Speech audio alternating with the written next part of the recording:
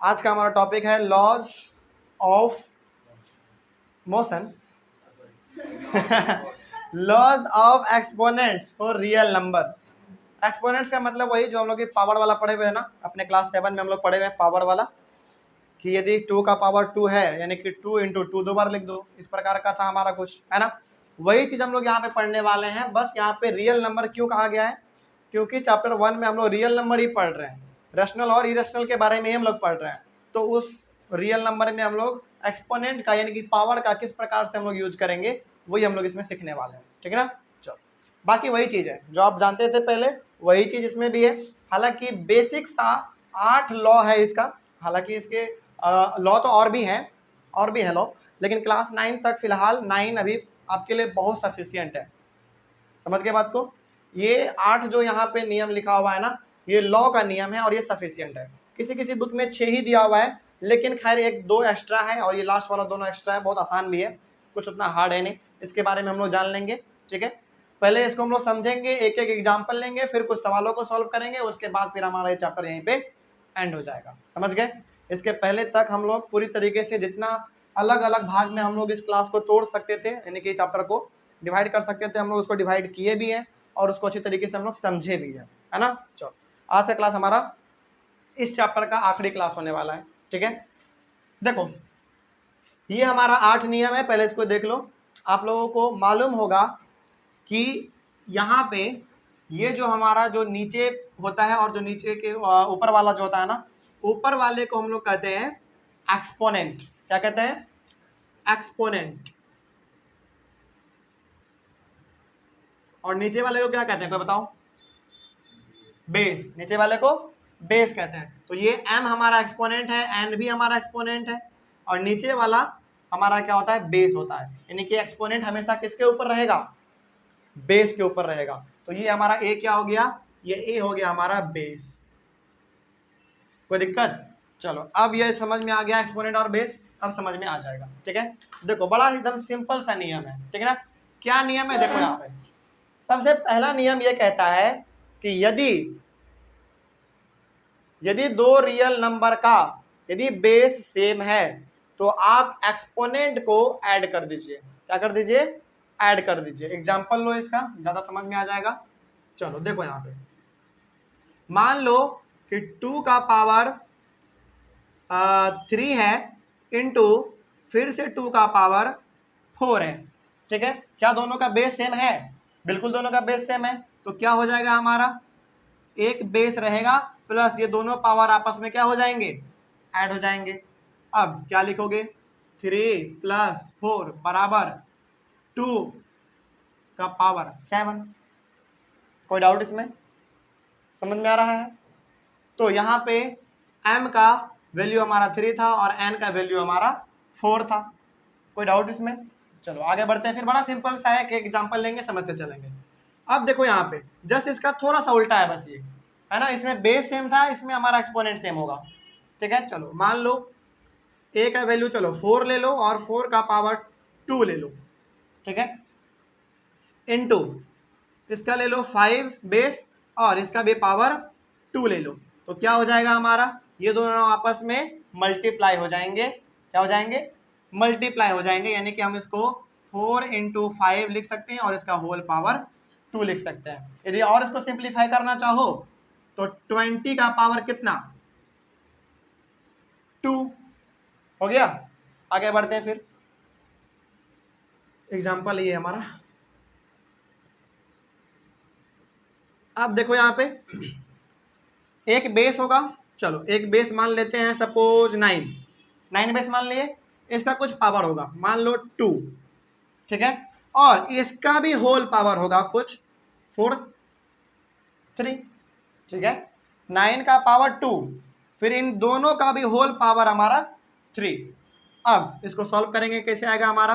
यहाँ पे बेस है यानी कि 9 यहाँ पे हमारा रहेगा ही रहेगा, प्लस ये दोनों आपस में क्या हो जाएंगे? मल्टीप्लाई हो जाएंगे। यानी कि 2 मल्टीप्लाइड बाई 3 यानी कि 9 का पावर कितना? 6 हो गया, ठीक है। आगे बढ़ते हैं। फिर अब यहाँ पे न्यूमरेटर में भी बेस हमारा सेम रहेगा, डेनोमिनेटर में भी हमारा बेस सेम रहने वाला है। चलो मान लो एग्जांपल के तौर पे ऊपर में भी 5 था, नीचे में भी 5 है, और इसका पावर मान लेते हैं, इसका पावर मान लेते हैं चलो 4, और इसका पावर मान लेते हैं हम लोग 3। ठीक है, चलो आगे बढ़ो फिर। अब चूंकि बेस सेम है, बेस हमारा सेम है, तो बेस हमारा यहाँ पे भी सेम ही रहेगा, और ये दोनों पावर आपस में क्या हो जाएंगे, सब्ट्रैक्ट हो जाएंगे। ठीक है, तो सब्ट्रैक्ट क्या करोगे, m-4 है तो m के जगह पे यहाँ कितना है हमारा 4 है, और n के जगह पे 3 है, तो 4 - 3, यदि सॉरी इसको और सिंप्लीफाई करना चाहोगे तो कितना आ जाएगा, 5 का पावर 1 यानी कि 5 आता है हमारा। कोई दिक्कत, डाउट है किसी को इसमें? चलो आगे बढ़ते हैं फिर। यहाँ पे 5 नंबर,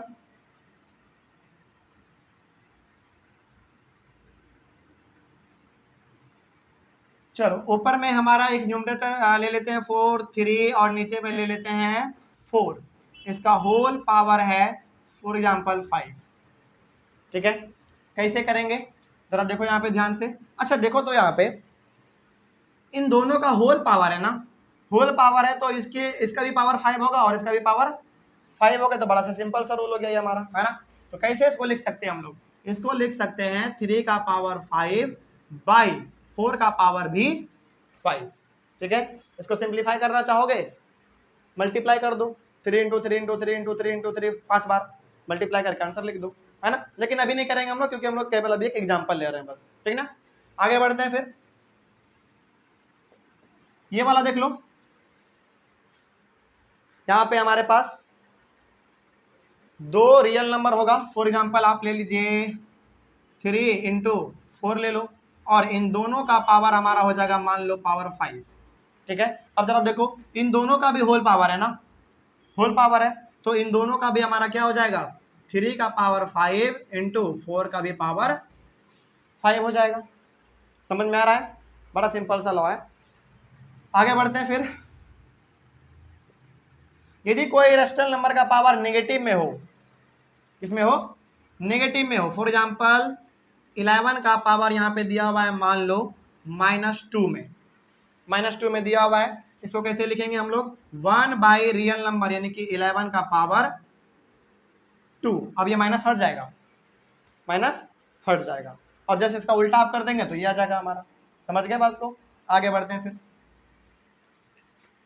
एक लास्ट बच गया हमारा, यदि किसी भी रियल नंबर का पावर यदि 0 है यानी कि एक्सपोनेंट 0 है तो उसका वैल्यू ऑटोमेटिक 1 हो जाएगा। एग्जांपल ले लो, एग्जांपल यदि मान लो 2 का पावर यदि 0 है तो ये ऑटोमेटिक हमारा 1 हो जाएगा। समझ के बात को, यदि ये आठों का आठों नियम यदि मालूम रहता है तो उधर जो सवाल है ना, हालांकि वो तो 5 ही सवाल है, इससे भी टफ सवाल तुम लोग बना सकते हो। ठीक है ना, बस ये मालूम होना चाहिए कि कब क्या होगा। ठीक है ना, चलो अब जरा इतना हम लोग जान चुके हैं, तो अब थोड़ा सा हम लोग सवाल कैसे इस पे सॉल्व किया जाता है ये भी हम लोग थोड़ा सा जान लें। ठीक है ना, चलो देखते हैं जरा क्या है। सबसे पहला है 64 का पावर है 1/2, है ना, कैसे बनेगा, इस सब में से कौन सा नियम लगेगा जरा हमको कोई बता दो। देखो बनाने का इसका तरीका बहुत सारा है, बनाने का तरीका इसका बहुत सारा है, लेकिन हम जो तरीका तुमको बताने वाले हैं ना, ये तरीका हर एक प्रकार के एक्सपोनेंट वाले सवाल में लागू होता है, हर एक प्रकार के सवाल में। समझ में आ रहा है क्या कह रहे हैं, जो तरीका भी हम बताने जा रहे हैं वो तरीका हर एक सवाल में लागू होता है, और उसी तरीके से हम लोग इन सारे को बनाएंगे। ठीक ना, हालांकि तरीका तो बहुत सारा है, अलग अलग बुक में अलग अलग तरीका भी दिया हुआ है, लेकिन एक तरीका कोई अपना लो, उसी से सबको बनाओ।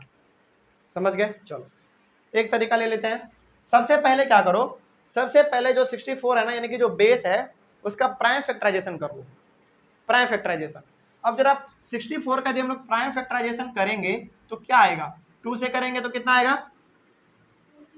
32 आ जाएगा, फिर 2 से करेंगे 16, फिर 2 से करेंगे 8, फिर 2 से करेंगे 4, फिर 2 से करेंगे 2, फिर 2 से करेंगे 1। कोई डाउट इसमें? तो क्या 64 को 2 का पावर 1 2 3 4 5 6 लिख सकते हैं क्या, लिख सकते हैं हम लोग। समझ गए बात को, चलो ये जब हम लोग लिख दिए और इसका होल पावर कितना दिया हुआ है 1/2 तो ऑलरेडी दिया हुआ है सवाल में, कोई दिक्कत? चलो अब जरा हमको कोई बता दो कि इसमें हम कौन सा नियम लगाने वाले हैं, जरा बताओ तो, कोई बता दो हमको जल्दी। थर्ड नंबर में क्या है देखें।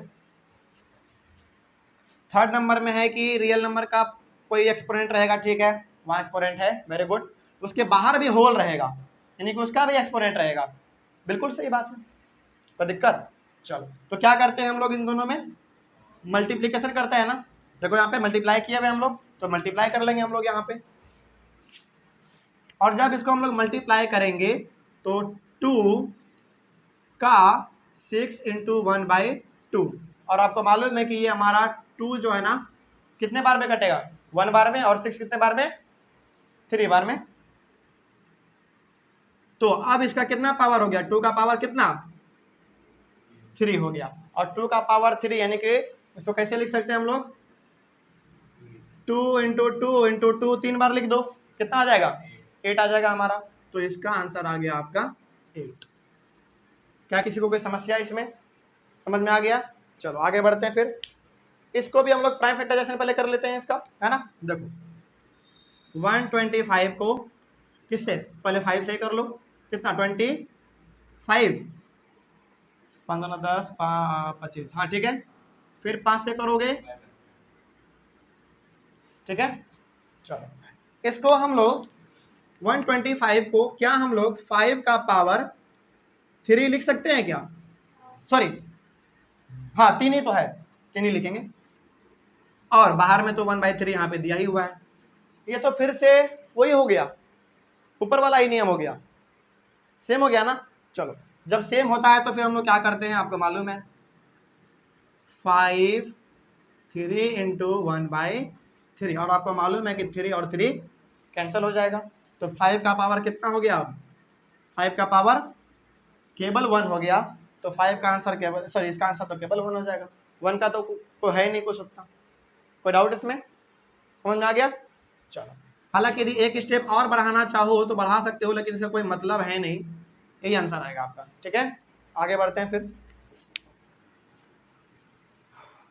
हाँ ये वाला देखो देखो -1/3 क्या लिखा है उसको हम लोग बाद में देखेंगे, उसके बाद में देखेंगे, लेकिन फिलहाल इसको देख लो, इसका भी इतना ही आएगा, इसका भी इतना ही तो आएगा ना, क्योंकि V25 है, वो भी 25 था हमारा, तो इसको भी हम लोग 5 का पावर 3 लिख सकते हैं, और -1/3 तो ऑलरेडी यहाँ पे दिया हुआ है ना। आगे क्या करेंगे 5 3 × -1/3, यही होगा ना, यही होगा। चलो तो 3 से 3 कैंसिल हो गया, बचा क्या हमारे पास, बचा हमारे पास 5 का पावर -1। अब जरा बताओ हमको, अब चूंकि 5 का पावर -1 है तो यहाँ पे कौन सा नियम लगाएंगे, जरा देखो तो 7 नंबर, बिल्कुल 7 नंबर लगाएंगे, क्योंकि यदि किसी रियल नंबर का पावर माइनस में हो, यदि किसी भी रियल नंबर का पावर माइनस में हो तो उसका हम लोग क्या कर देते हैं नीचे कर देते हैं उसको, है ना। चलो क्या लिखेंगे इसको जरा कोई बता दो हमको जल्दी फटाक से, इसको देखते हुए 1/5 सिंपली 1/5 सिंपली 1/5। हालांकि यहाँ पे हम लोग पावर लिखते हैं, आप लिखना चाहें तो लिख दें, लेकिन कोई फर्क पड़ने वाला है नहीं, क्योंकि उसका तो उतना ही होता है, तो फाइनल आंसर इसका आ जाएगा 1/5, ठीक है। चलो आगे बढ़ते हैं फिर। ये वाला सवाल देखो, ये वाला सवाल और इंटरेस्टिंग है। देखो 1/3 है और 3 का पावर यहाँ पे कितना है 3 है, तो क्या यहाँ पे ये चीज लिखा हुआ है क्या, जरा देखो तो 1 का पावर 3 बाई 3 का पावर 3 और होल 7, क्या हमको इसको हम इस प्रकार से लिख सकते हैं? बिल्कुल लिख सकते हैं। अब 1 का कितना भी पावर दे दीजिए ना, उससे क्या फर्क पड़ने वाला है, इतना ही हम लोग लिख सकते हैं। चलो अब जरा बताओ हमको, यहाँ पे भी पावर है और यहाँ पे भी पावर है, तो कौन सा नियम लगाएंगे? अंदर में भी पावर है और बाहर में भी पावर है।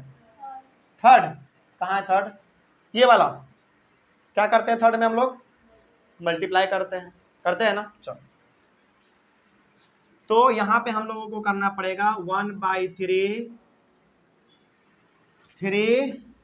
इंटू 7 कितना हो जाएगा 1/3 का पावर कितना 21। इसको इतना ही रहने दीजिए, समझ के बात को। इसको यदि सॉल्व करने के लिए जाओगे ना तो बहुत लंबा आ जाएगा, बहुत लंबा आएगा, उसको करते करते तुम थक जाओगे। यानी कि 3 इंटू 3 इंटू 3 21 बार लिखो। मैथ कहता है कि उतना मत लिखिए, यदि आप इतना भी लिख देते हैं ना काम चल जाता है, ठीक है ना। यदि 2-3 पावर हो तो हम लोग इजीली कर सकते हैं, लेकिन इतना हो तो कौन करने जा रहा है, उसको वहीं पे छोड़ दो, काम चल जाएगा हमारा, ठीक है। चलो आगे बढ़ते हैं फिर, ये आखिरी सवाल है। अच्छा ये पॉइंट का मतलब समझते हो तुम लोग, मल्टीप्लाई, ठीक है ना। बता दो इसमें पावर हमारा सेम है, बेस हमारा डिफरेंट है, कौन सा नियम है सेकंड। बिल्कुल पावर सेम है, बेस हमारा डिफरेंट है, तो क्या करते हैं इसमें हम लोग, पावर तो सेम रहता है लेकिन बेस को हम लोग मल्टीप्लाई कर देते हैं, है ना। तो बेस हमारा मल्टीप्लाई करेंगे तो कितना आएगा 56 का पावर कितना, बस हो गया आंसर। कोई दिक्कत इसमें, समझ में आ गया है। चलो इसी प्रकार का सारा सवाल आपको दिया हुआ है, लगभग इसी प्रकार का हर एक सवाल है। सवाल किसी भी प्रकार का रहे, लेकिन यदि आपको ये 8 नियम मालूम है तो आपसे किसी भी प्रकार का सवाल एक्सपोनेंट में पूछ दे तो आपसे बन जाएगा। कोई डाउट होगा अब इसमें, समझ में आ गया है। ये 8 नियम आप नोट कर लेंगे और इसको आप याद भी रखेंगे, ठीक है ना। कोई डाउट इसमें, चलो। और इसी के साथ हमारा चैप्टर भी रियल नंबर यहीं पे पूरी, सॉरी रियल नंबर चैप्टर का नाम क्या था, नंबर सिस्टम, ये चैप्टर यहीं पे हमारा एंड होता है। और इसके बाद फिर हम लोग अपने नेक्स्ट क्लास में कोई दूसरा सा चैप्टर हम लोग पढ़ लेंगे, ठीक है। कोई डाउट इसमें, समझ में आ गया हर चीज़। चलिए थैंक यू वेरी मच।